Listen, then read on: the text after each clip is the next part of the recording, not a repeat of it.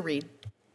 Thank you very much, Madam Chairman, and welcome, Madam Secretary. Thank you. Thank you for the thoughtful call this week. I appreciate it very much. Like Senator Collins, I'm troubled by the proposed elimination of the JobCorps. She said it very passionately, and I support her 120%. As I discussed with you over the phone, we have a JobCorps center in Exeter, Rhode Island. And it's not only critical to these young men and women to develop their talents and be productive members of our society, but also it's a key aspect of our submarine production with their relationships to Electric Boat at Quonset Point, Rhode Island. If we don't have these trained and skilled workers, we will fall behind further and further in terms of submarine production, which will be detrimental is an understatement to our national security. And again, I think it's something that we have to seriously reconsider, this reduction. What I've heard already is that you've ceased background checks on new students, so they cannot enroll new students going forward at this point. Yeah, there is a pause. So that pause is really preventing young people from qualifying to go and start the next year of school.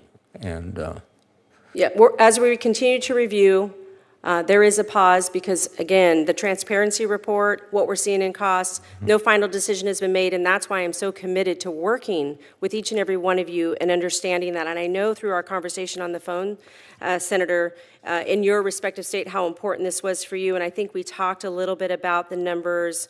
You have the one JobCorps center, Exeter, that you mentioned, that specific and intentional in working with the companies. And while there's a difference in certain JobCorps centers, I know that the cost per enrollee there is $65,000 and cost per graduate is about $191,000.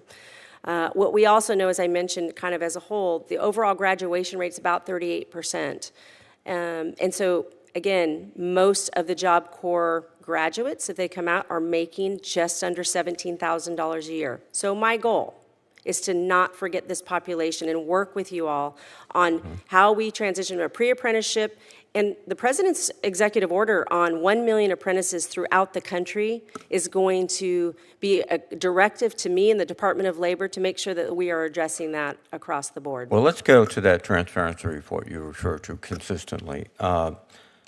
All these numbers are based upon data from really the heart of the COVID epidemic, in which, because of COVID, 34% enrollment was at 34%. Today, enrollment is at 75%.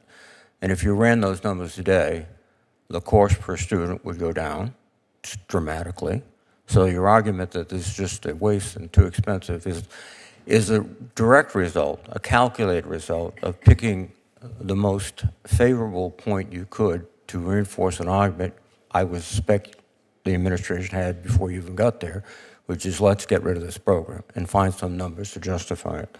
Now, that's not a true statement. That's not a true statement. What year is it? Are these numbers coming from? Well, they are pre-COVID, but the same amount of dollars were spent despite how many enrollees were there. So it's more than just the one-legged part of the stool of the cost. The transparency report also let us understand that there are other flaws in the program. And through that transparency report, we saw that there are many of these students who are in harm's way, whether through rape, murder, incident reports that have come out. So I have to look at the whole picture, but I can tell you this. I want to care about the apprenticeship side of this. So it's not a forgotten on this population. I will work with you specifically in your state to address those students. Let's look at the transparency report another way.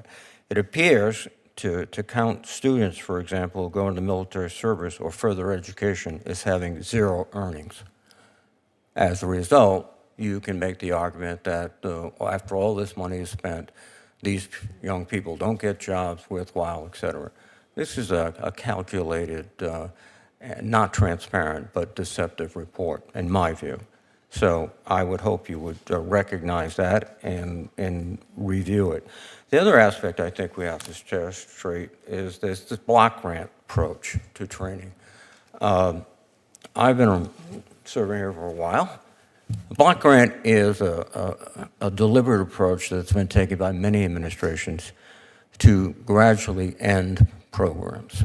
Because all you do is the next year, if inflation is 3%, the block grant goes up 1%. And after about 5 or so years, states begin to say, we're not getting enough money to do this, why should we put our money in? Further complicating the block grant approach is that if you look at the totality of the Trump budget, the question in states, your state, West Virginia, how are we going to make up the cuts to Medicaid that will basically undermine our entire healthcare system?